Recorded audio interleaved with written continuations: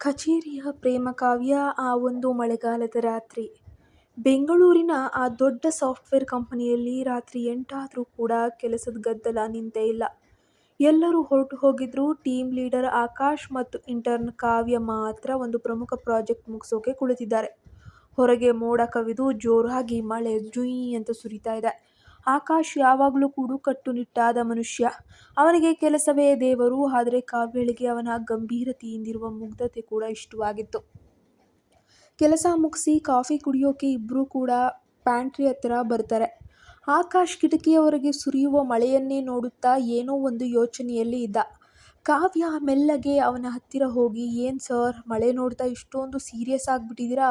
ಕೆಲಸವಂತೂ ಮುಗೀತು, ಈಗಲಾದರೂ ಸ್ವಲ್ಪ ರಿಲ್ಯಾಕ್ಸ್ ಆಗ್ಬೋದಲ್ವಾ" ಅಂತ ಅಂದ್ಲು. ಆಕಾಶ್ ಅವಳ ಕಡೆ ತಿರುಗಿ, "ಇಲ್ಲ ಕಾವ್ಯ, ಲೈಫ್ ಅಂದರೆ ಈ ಮಳೆ ಥರಾನೇ. ಯಾವಾಗ ಏನಾಗುತ್ತೋ ಏನು ಬರುತ್ತೋ ಅಂತಾನೇ ಗೊತ್ತಾಗಲ್ಲ. ಕೆಲಸದೊತ್ತಡದಲ್ಲಿ ಈ ಸಣ್ಣ ಪುಟ್ಟ ಖುಷಿಗಳನ್ನೇ ಮರೆತುಬಿಡ್ತೀವಿ ಅಲ್ವಾ ನಾವು ಅನ್ಸುತ್ತೆ" ಅಂದ ಸಣ್ಣ ನಿಟ್ಟುಸಿರಿನೊಂದಿಗೆ. ಕಾವ್ಯ ಅವನ ಕಣ್ಣಲ್ಲಿ ಕಣ್ಣಿಟ್ಟು ಧೈರ್ಯವಾಗಿ ಕೇಳಿದ್ಲು, "ಮರೆತಿರೋದನ್ನ ಮತ್ತೆ ನೆನಪು ಮಾಡೋಕೆ ಯಾರಾದರೂ ಬೇಕಲ್ವಾ ಸರ್? ನೀವ್ಯಾಕೆ ಇಷ್ಟೊಂದು ದೂರ ಉಳಿತೀರಾ ಎಲ್ಲರಿಂದ? ನಿಮ್ಮನ್ನು ನೀವು ಯಾಕೋ ಒಂದು ಕಟ್ಟುನಿಟ್ಟಾದಂತಹ ಒಂದು ಮಿತಿಯೊಳಗೆ ಇಟ್ಕೊಂಡಿದ್ದೀರಾ ಅಂತ ನನಗನ್ನಿಸ್ತಾ ಇದೆ. ನಿಮ್ಮನ್ನು ನೀವು ಬಂಧಿಸ್ಕೊಂಡು ನಿಮಗೆ ನೀವು ಹಿಂಸೆ ಕೊಟ್ಕೊಳ್ತಾ ಇದ್ದೀರಾ." ಆಕಾಶ್ ಅವಳ ಧೈರ್ಯ ನೋಡಿ ಒಂದು ಕ್ಷಣ ದಂಗಾಗಿ ಹೋದ. "ನೋಡು ಕಾವ್ಯ, ನಾನು ನಿನ್ನ ಬಾಸು. ಆಫೀಸ್ನಲ್ಲಿ ಇವೆಲ್ಲ ಏನೋ ಹೇಳಲು ಹೋದ. ಕೂಡಲೇ ಕಾವ್ಯ ಅವನ ಕೈಯನ್ನು ತನ್ನ ಕೈಯೊಳಗೇನೆ ತೆಗೆದುಕೊಂಡ್ಬಿಟ್ಲು.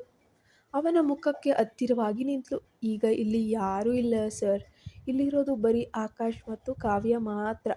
ನಿಮ್ಮ ಮನಸ್ಸಲ್ಲಿ ಇರೋದನ್ನು ಹೇಳೋಕೆ ಅಂಜಿಕೆ ಹೆದರಿಕೆ ಏನೂ ಬೇಡ ಸರ್.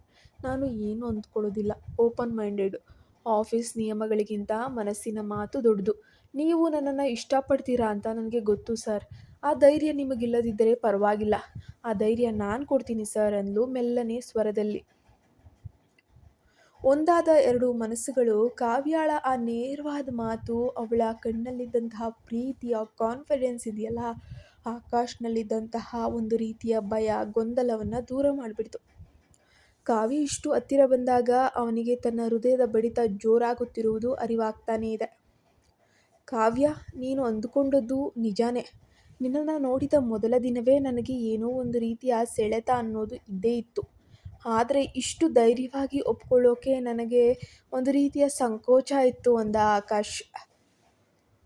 ಅವನು ಮೆಲ್ಲಗೆ ಕಾವ್ಯಾಳ ಕೂದಲನ್ನು ಸರಿಸಿದ. ಹೊರಗೆ ಸಿಡಿಲಿನ ಶಬ್ದವಾದಾಗ ಕಾವ್ಯ ಅಪ್ರಜ್ಞಾಪೂರ್ವಕವಾಗಿ ಆಕಾಶ್ನನ್ನೇ ಅಪ್ಕೊಂಡ್ಳು. ಆಕಾಶ್ ಅವಳನ್ನು ಬಿಗಿಯಾಗಿ ಹಿಡಿದು ಅವಳ ಹಣೆಯ ಮೇಲೆ ಪ್ರೀತಿಯ ಹೂವು ಮುತ್ತನ್ನಿಟ್ಟಿದ್ದ. ಕಾವ್ಯ ಅವನ ಎದೆಯ ಮೇಲೆ ವಾಲಿ, "ಇಲ್ಲಿಂದ ಮುಂದೆ ನಮ್ಮಿಬ್ಬರ ಮಧ್ಯೆ ಯಾವುದೇ ರೀತಿಯ ಭಯ ಸಂಕೋಚ ಇರಬಾರ್ದು, ಸರಿನಾ" ಅಂತ ಅಂದ್ಲು ಪಿಸು ಧ್ವನಿಯಲ್ಲಿ.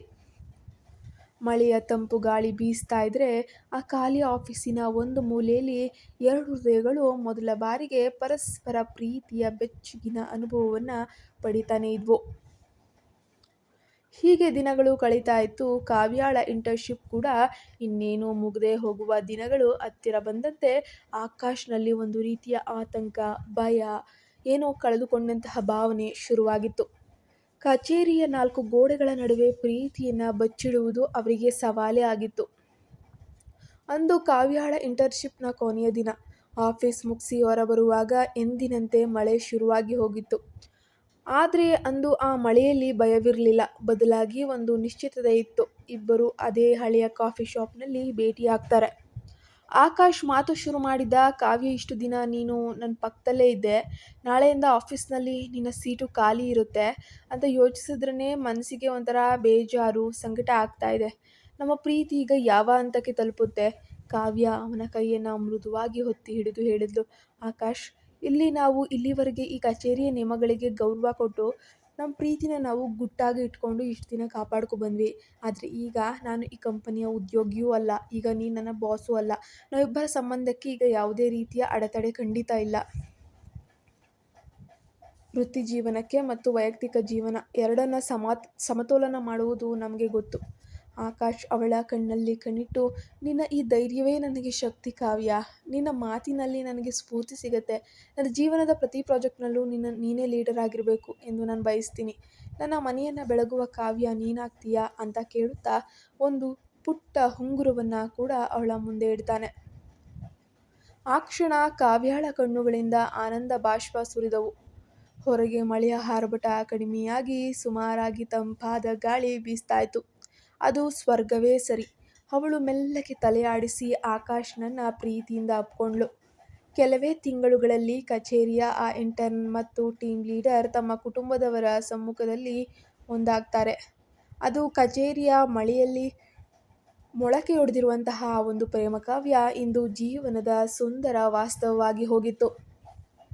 ಪ್ರೀತಿ ಅಡಗಿರಬೇಕಾದದ್ದು ಕಚೇರಿಯ ಫೈಲ್ಗಳಲ್ಲ, ಬದಲಾಗಿ ಒಬ್ಬರನ್ನೊಬ್ಬರು ಅರ್ಥ ಮಾಡಿಕೊಳ್ಳುವಂತಹ ಮನಸ್ಸುಗಳಲ್ಲಿ, ಹೃದಯಗಳಲ್ಲಿ ಎಂದು ಅವರಿಬ್ಬರು ಜಗತ್ತಿಗೆ ಸಾಬೀತುಪಡಿಸಿದ್ರು ಅಂತಾನೆ ಹೇಳ್ಬೋದು. ಕತೆ ಇಲ್ಲಿಗೆ ಮುಕ್ತಾಯವಾಯಿತು. ನಿಮಗೆ ಯಾವ ರೀತಿ ಕತೆ ಬೇಕು ಅಂತ ದಯವಿಟ್ಟು ಕಮೆಂಟಲ್ಲಿ ತಿಳಿಸಿ. ಫಾಲೋ ಆಗಿ ಮತ್ತು ಸಬ್ಸ್ಕ್ರೈಬ್ ಆಗಿ.